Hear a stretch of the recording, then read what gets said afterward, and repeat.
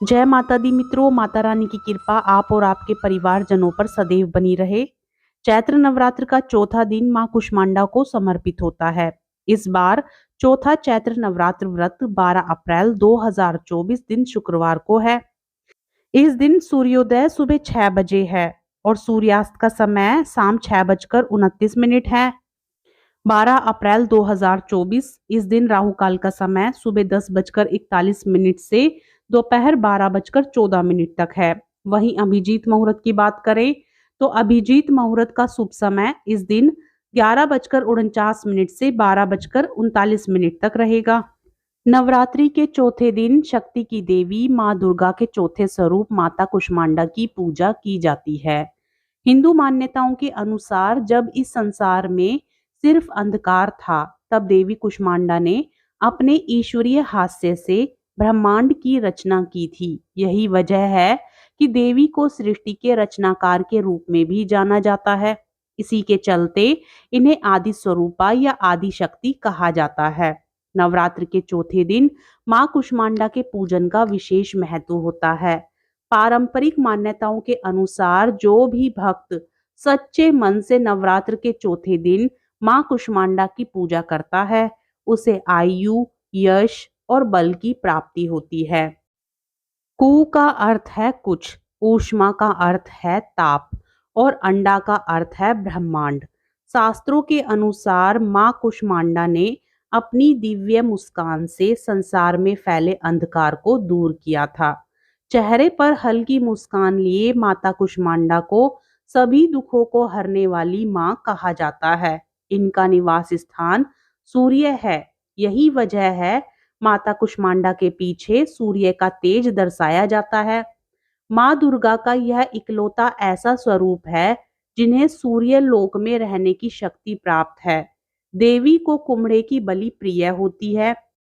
चेहरे पर हल्की मुस्कान लिए माँ कुष्मांडा की 8 भुजाएं हैं, इसलिए इन्हें अष्टभुजा भी कहा जाता है। इनके 7 हाथों में क्रमश कमंडल, धनुष बाण, कमल पुष्प, कलश, चक्र और गदा हैं। 8वें हाथ में सभी सिद्धियों और निधियों को देने वाली जप माला है। देवी के हाथ में जो अमृत कलश है, उससे वह अपने भक्तों को दीर्घायु और उत्तम स्वास्थ्य का वरदान देती हैं। मां कुष्मांडा सिंह की सवारी करती हैं, जो धर्म का प्रतीक है। नवरात्रि के चौथे दिन सुबह सवेरे उठकर स्नान कर हरे रंग के वस्त्र धारण करें। मां की फोटो या मूर्ति के सामने घी का दीपक जलाएं और उन्हें तिलक लगाएं। अब देवी को हरी इलायची, सौंफ और कुम्हड़े का भोग लगाएं। अब ओम कुष्मांडा देव्य नमः मंत्र का 108 बार जाप करें।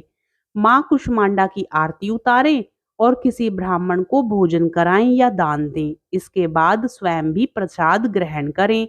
मान्यता है कि श्रद्धा भाव से मां कुष्मांडा को जो भी अर्पित किया जाए उसे वो प्रसन्नता पूर्वक स्वीकार कर लेती हैं। लेकिन मां कुष्मांडा को मालपुए का भोग अति प्रिय है। मां कुष्मांडा को इस मंत्र से प्रसन्न किया जाता है। या देवी सर्वभूतेषु मां कुष्मांडा रूपेण संस्थिता नमस्तस्यै नमस्तस्यै नमस्तस्यै नमो नमः। नवरात्रि के चौथे दिन मां कुष्मांडा की पूजा आराधना अवश्य ही करनी चाहिए। इससे भक्तों के रोगों और शोकों का नाश होता है। यदि आप व्रत नहीं भी रखते हैं तो इस दिन पूजा अवश्य ही करें। ऐसा करने से आयु, यश, बल और आरोग्यता की प्राप्ति होती है। ये देवी अत्यल्प सेवा और भक्ति से ही प्रसन्न होकर आशीर्वाद देती हैं। सच्चे मन से पूजा करने वाले को सुगमता से परम पद प्राप्त होता है। विधि विधान से पूजा करने पर भक्त को कम समय में ही कृपा का सूक्ष्म भाव अनुभव होने लगता है। ये देवी आधियों व्याधियों से मुक्त करती हैं और उसे सुख, समृद्धि और उन्नति प्रदान करती है। अंततः इस देवी की उपासना में भक्तों को सदैव तत्पर रहना चाहिए।